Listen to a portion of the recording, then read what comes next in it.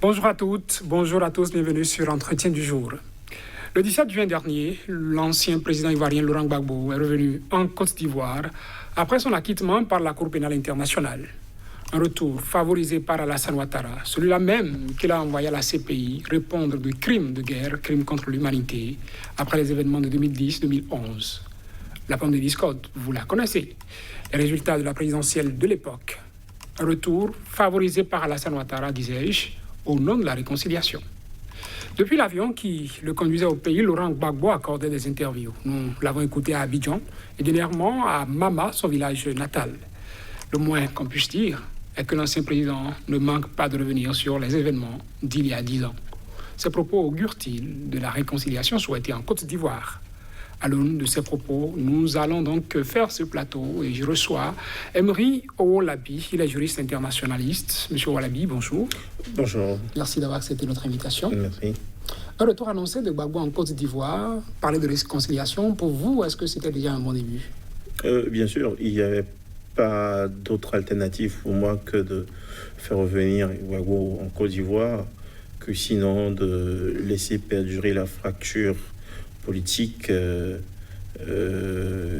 depuis la crise post-électorale s'envenimer davantage.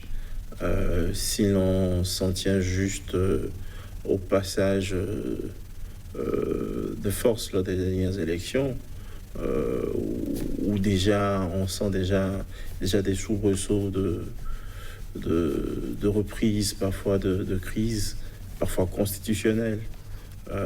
Donc forcément politique, il devrait y avoir un retour de Laurent Gbagbo puisqu'il était acquitté. Il n'y avait plus rien qui empêchait son retour dans son pays. Donc c'était dans l'ordre normal des choses qu'il revienne en Côte d'Ivoire. Dans l'ordre normal des choses, mais Alassane Ouattara ne pouvait jurer de la suite. La preuve, les discours de Laurent Gbagbo tenus depuis son retour jusqu'ici. Est-ce que pour vous, le fait de revenir souvent à chaque sortie sur ces événements de 2010-2011 est un terreau qui favorise cette réconciliation? On ne peut pas empêcher quelqu'un qui a vécu une situation qui peut-être a été traumatisé, peut-être, ou qui, pendant 10 ans de sa vie, pense qu'il a vécu d'une injustice. On ne peut pas l'empêcher d'exprimer ses ressentiments ou de dire ce qu'il pense, dire ses propos qu'il a tenus n'est pas encore, pour ma part, une situation de va-t-en-guerre. Je ne pense pas. Il a exprimé un état d'âme. On ne peut pas empêcher quelqu'un qui a traversé toutes ces péripéties et qui, 10 ans après, est blanchi par la justice pénale internationale, qui retourne chez lui, ne pas dire aux siens, voici ce que j'ai vécu, et je pense que la situation était telle. Bon, voilà. Pour moi, ce sont il avait besoin de vider son sac, et je pense qu'il a vidé son sac. Est-ce que Gbagbo ne se met-il pas dans une position de victime par rapport à Alassane Ouattara, ce qui pourrait compliquer les relations entre les deux, en faveur de la réconciliation? Qui se met en position de victime, c'est possible, mais je ne pense pas qu'il se mette en travers du chemin du président Ouattara, puisqu'il ne se mêle pas de la gouvernance publique pour l'instant. Pour l'instant, il est juste revenu sur son état d'âme. Il a dit ce qu'il pensait. Et c'est un citoyen ivoirien. C'est un homme politique. On ne peut pas empêcher non plus d'avoir des opinions politiques. C'est pas possible. C'est pas possible. Il a ses opinions politiques. Dans la limite du possible, l'objectif, c'est d'aller vers la réconciliation. Mais est-ce que la réconciliation empêche ou exclut le fait qu'il puisse avoir une vie politique? C'est la vraie question. Est-ce que le fait de dire... Est-ce que réconciliation veut dire je m'abstiens de faire de la politique? C'est la vraie question. Non, réconciliation ne veut pas dire je m'abstiens de faire de la politique. Puisque même la réconciliation en elle-même, elle est une réconciliation politique. Les deux n'ont pas la même lecture de ce qui s'est passé. Oui, c'est tout à fait normal. C'est des opposants historiques, des personnes qui, depuis un moment, se sont opposées sur des questions idéologiques, sur des questions politiques, et qui, évidemment, se retrouvent sur le même terrain. Chacun encore a sa chance aux prochaines élections électorales. Mais est-ce que M. Laurent Gbagbo veut retourner dans la course? Pour l'instant, personne ne le sait. Est-ce qu'il a beaucoup à faire? Il a réconcilié sa famille politique, il a à remettre sa famille politique sur les rails. Il a des problèmes dans sa vie privée qui malheureusement sont là, étalés au plein jour, qu'il a réglé. Il a beaucoup de chantiers dont il a à s'occuper. Ensuite, on verra bien s'il revient en politique ou pas. Ce qu'on voit déjà, M. Olabi, c'est que jusqu'ici, aucun contact officiel entre Laurent Gbagbo et le pouvoir de Ouattara, même à son arrivée. Beaucoup ont déploré le fait qu'à l'accueil, il n'y a même pas le ministre de la Réconciliation du gouvernement pour l'accueil. Jusqu'ici, on n'a pas vu des signes de rapprochement entre les deux. Chacun semble garder sa position. Il faut laisser le temps penser les plaies. Rien n'est dans la précipitation. C'est vrai qu'on peut évidemment peut-être regretter peut-être l'absence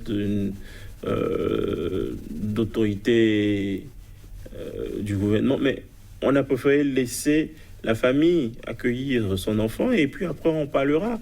Rentre d'abord, bois de l'eau et ensuite on discute. C'est peut-être ça aussi. Après, il faut rentrer aussi dans la philosophie de la coutume ivoirienne, pour voir comment est-ce que ça fonctionne là-bas aussi. D'abord, quand vous venez, on vous donne l'eau, on vous fait asseoir, ensuite on vous pose des questions, les nouvelles. Donc c'est peut-être aussi dans la logique. Bon, laissez-le rentrer, s'asseoir, et ensuite, bon, on se verra.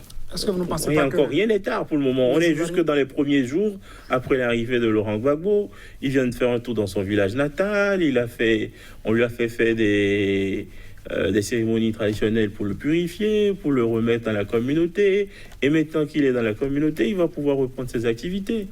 Les autres victimes, on a vu un peu avant l'arrivée de Laurent Gbagbo cette coalition d'Ivoiriens s'appelant victimes, donc s'opposer à son retour et attendant jusqu'ici que Laurent Gbagbo réponde, parce que dans ce conflit finalement... Dans ce conflit, moi je l'ai dit une fois sur votre plateau ici, il y a manifestement ce que moi je parle au niveau de la justice internationale, une justice à toute vitesse. On a pour sachez qu'un camp, ceux qui se disent victimes, on peut aussi trouver des victimes ailleurs. On ne peut pas dire que le conflit ivoirien n'a fait des victimes que dans le camp de Alassane Dramane Ouattara. Il y a plein de victimes dans le camp opposé, le camp poursuivi. On ne parle pas des massacres de Douékoué. Il y a pas mal de victimes dans ce conflit qui sont oubliées. Parce qu'on estime que, bon, voilà, ce ne sont pas les vainqueurs. Et donc, pour moi, ceux qui se disent victimes aujourd'hui, c'est pas comme s'ils n'ont pas commis des exactions ou qu'il n'y a pas eu des exactions qui ont été commises ailleurs. Si on doit revenir sur ça, il va falloir creuser profond. On va pas en finir. Malheureusement, il y a eu des victimes un peu partout. Il y a des gens qui ont peut-être été écoutés, d'autres pas du tout. Il faut plutôt aujourd'hui aller sur les voies de la réconciliation réelle, politique, et bien sûr, obligatoirement, parce que c'est d'abord politique, avant que le peuple ne suive. Parce que le peuple, il faut voir, Laurent Gbagbo, 10 ans après, a une notoriété incontestable. C'est-à-dire que sa popularité aussi est réelle. Il faut... ne pas vouloir voir ce qui est réel pour dire que Laurent Gbagbo il est fini. Il n'est pas fini. Quels sont les actes forts qu'on pourrait avoir du côté de la Côte d'Ivoire si vous devrez faire une proposition d'agenda de la réconciliation à ceux qui se disent victimes ou pas victimes aujourd'hui pour que la Côte d'Ivoire déjà sorte de ce passé? Il faut laisser Laurent Gbagbo continuer ses activités, discuter avec les siens. Ça passe d'abord par la réconciliation, par disons, un retour à la normale de sa famille politique. Parce que si ces terrains-là sont toujours en friche, c'est-à-dire qu'il y a une guerre à l'intérieur. On peut pas parler de réconciliation. Il a prévu, je pense, dans les prochains jours, rencontrer l'ancien président Bédié et discuter aussi avec lui. Donc je pense qu'il y a beaucoup de chantiers. Il faut aller phase par phase. Il faut laisser Monsieur Laurent Gbagbo prouver de sa bonne foi. Pour le moment, nous ne sommes que dans les premiers jours. Et on ne peut pas, rien ne nous dit que même si nous proposons des pistes, disons, un agenda ou des étapes, que ça sera ça la meilleure manière de réussir la réconciliation en Côte d'Ivoire. Elle est d'abord politique, pour ma part. Il faut une entente entre les hommes politiques. Et ensuite, il faut pouvoir conscientiser le peuple. Mais je pense que le peuple est dans la dynamique de la réconciliation. Ce qu'il voulait déjà, le premier pas, c'était le retour de Laurent Gbagbo. C'est acquis. Le retour est réel. Et maintenant qu'il est là, on va pouvoir discuter. Est-ce que vous recommanderiez à Alassane Ouattara une certaine révision de la Constitution? Parce qu'on l'a entendu avant la dernière présidentielle. Oui, évidemment, avant la dernière présidentielle, il veut revenir. Et puis mettre la limite d'âge pour envoyer mettre tout le monde, les vieux à la retraite. Non, et lui-même compris. Pensez-vous qu'il pourra investir ce terrain sans déjà donc travailler la réconciliation? Vous savez, s'il a toutes les manières constitutionnelles et qu'il dispose de tout, c'est-à-dire que si, évidemment, l'Assemblée nationale, les députés, ils détiennent une majorité à l'Assemblée nationale, évidemment, sa politique pourrait, de révision constitutionnelle pourrait avoir tout un sens. Mais ce serait trop tôt aujourd'hui d'analyser la situation. Pour moi, il faudrait laisser un peu, déjà voir même la possibilité de rencontrer les deux hommes et de voir comment est-ce que le tableau se présente pour que cela ne soit pas le départ d'une nouvelle crise, de vouloir exclure des gens.